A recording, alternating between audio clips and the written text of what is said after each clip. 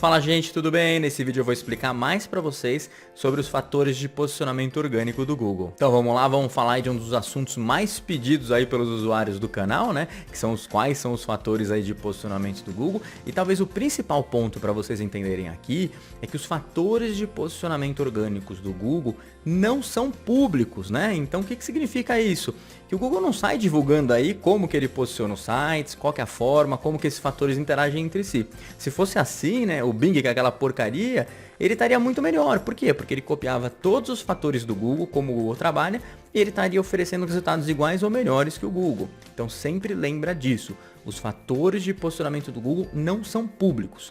No entanto, muito embora eles não sejam públicos, existem maneiras ali de você fazer o trabalho. Se perguntando, né, mas se os fatores não são públicos, como que eu vou direcionar meus esforços de SEO? Como que eu vou me conseguir posicionar, né? Eu não sei para onde eu vou atirar. E aí é exatamente por isso que eu vou explicar para vocês 7 maneiras diferentes que a gente acaba fazendo, principalmente quem está no segmento de SEO aí, para conseguir ter uma percepção melhor sobre os fatores de posicionamento. A primeira maneira aí são as informações oficiais do próprio Google, né? Então, muito embora o Google não tenha todos os fatores de posicionamento públicos, de vez em quando ele acaba publicando e avisando a gente sobre um ou outro fator. Bem pouquinho, né? Mas ele acaba falando de vez em quando isso. Então, um exemplo clássico aí que a gente dá é quando em 2014 o Google acabou anunciando que se você utilizasse o certificado de segurança no seu site, né? O SSL, que você acaba colocando HTTPS lá no URL do seu site, tem até o cadeadinho verdinho e tal, você estaria transformando a web mais segura. O Google queria que a web ficasse mais segura e isso seria um fator de posicionamento. Então todo mundo aí saiu correndo aí para colocar o certificado de segurança no site. A segunda maneira são as orientações oficiais. Então repara aí que ele está orientando você a fazer alguma coisa, mas ele não está falando que aquilo é um fator de posicionamento, né? Ele não deixa assim público. Mas se é uma orientação do Google, a gente entende que ele deve estar fazendo isso. Então quem está fazendo SEO há bastante tempo deve lembrar aí dos PDFs que tinham normalmente o nome de otimização para motores de busca, né, ou de pesquisa. E aí o pessoal sempre pegava os PDFs, lia inteiro para entender o que estava acontecendo. Hoje você encontra essa documentação aí no help do Google Search Console. E de uma maneira bem simples ele fala, você deveria ter um título específico e personalizado para cada página. Então você acaba deduzindo ali que realmente ter um título para cada página pode te ajudar a posicionar de uma forma mais eficiente essas páginas. E é claro que esse é só um exemplo entre diversas orientações que o Google oferece aí pra gente na documentação de suporte. E muito embora não seja uma orientação oficial do Google, mas a gente considera também como orientação, é muito importante a gente não esquecer de falar aqui do Search Quality Evaluator Guideline, tá? Então o que é isso, né? Isso é um documento do Google, né? Basicamente ele é feito por uma série de avaliadores, que a gente chama de raters, né? Mas assim, esses avaliadores, o que eles fazem? Eles acabam avaliando todos os resultados do Google e vendo se o resultado está sendo eficiente, se é bom para o usuário, se não é. E eles acabam compilando tudo isso num grande documento. Pelo que eu lembro da última vez, era um pouco mais aí de 10 mil usuários fazendo isso, né? E essa documentação tem todo aí um direcionamento do que formam resultados bons para os usuários.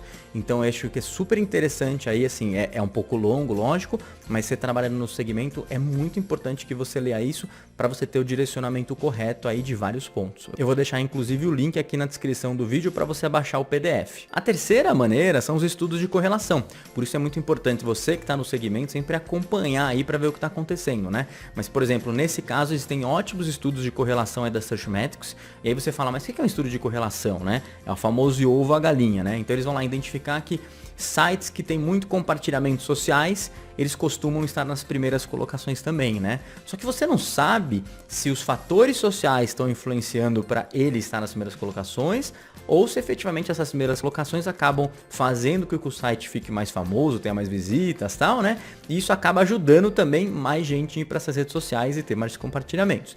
Mas é muito importante ter essas informações porque você acaba deduzindo algumas maneiras de agir. Então você sabe hoje que a grande maioria dos sites que estão nas primeiras colocações, eles também têm uma maior quantidade de backlinks. Então você tem informações que vão te ajudar a tomar decisões. Lembrando que todas as maneiras que a gente está falando, elas têm que ser pensadas de uma forma consolidada, né? Não pode pegar isoladamente uma ou outra, principalmente quando está falando aí no estudo de correlação. E a quarta maneira de conseguir entender aí os fatores de posicionamento é um tipo de estudo que é diferente de correlação, mas são os estudos com metodologia própria, né? Então você tem estudos, vamos pegar um exemplo, um estudo excelente que é o estudo da SEMrush. Eles têm uma metodologia própria porque eles têm uma base de dados muito grande, então praticamente todo ano eles acabam colocando esse estudo, informando aí para os usuários, principalmente para quem assina a SEMrush, né? Os principais fatores que eles consideram importantes para posicionamento.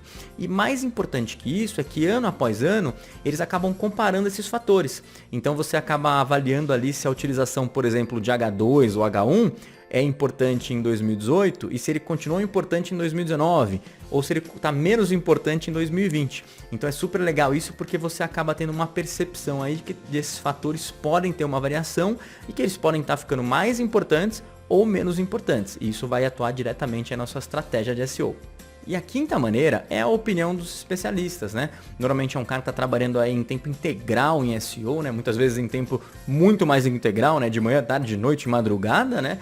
E por muito tempo, que é muito importante. Então a opinião desse especialista é super interessante, porque ele tem o feedback, ele tem a percepção de realmente o que está e não está funcionando na prática. E mais do que a opinião do especialista de forma individual, existem algumas pesquisas aí que normalmente se fazem com diversos especialistas. Então a Moz costuma fazer isso, né? E aí você acaba consolidando a opinião de diversos especialistas. Então isso é super interessante e importante. E assim como os outros estudos, se você sempre monitorar essas informações, você vai estar entendendo não só o que é mais e menos importante, e principalmente o que está ficando mais ou menos importante também. E a sexta maneira, que é um pouco mais trabalhosa, é a pesquisa de patentes.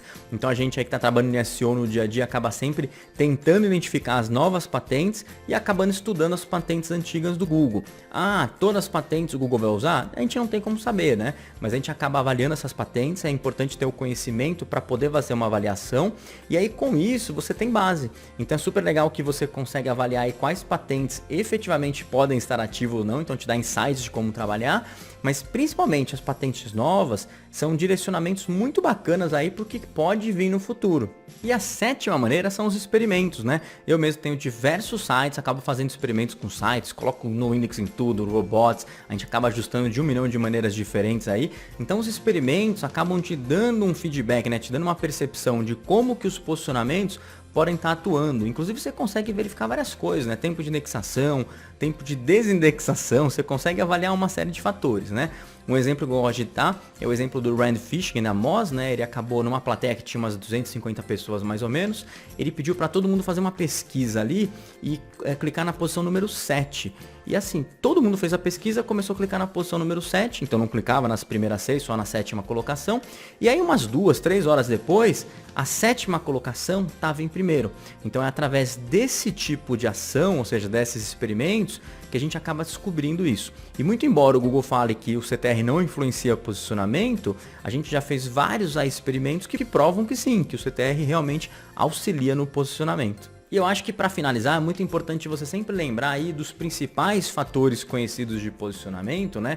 Então, primeiro ponto, você tem que lembrar que o Google quer oferecer um conteúdo de qualidade para o usuário, ele quer oferecer a melhor resposta para aquela intenção de busca do usuário. E como que ele faz isso, né? Então, primeiro ponto, você precisa ter conteúdo, né? Muita gente ainda discute, pô, conteúdo é rei, conteúdo não é rei, mas não adianta, se você quiser posicionar uma página sobre um determinado produto e você não tiver nenhuma informação desse produto lá, com certeza você não vai se posicionar. Então o primeiro ponto é você ter o conteúdo na página. É muito importante que você tenha um conteúdo bom, tá?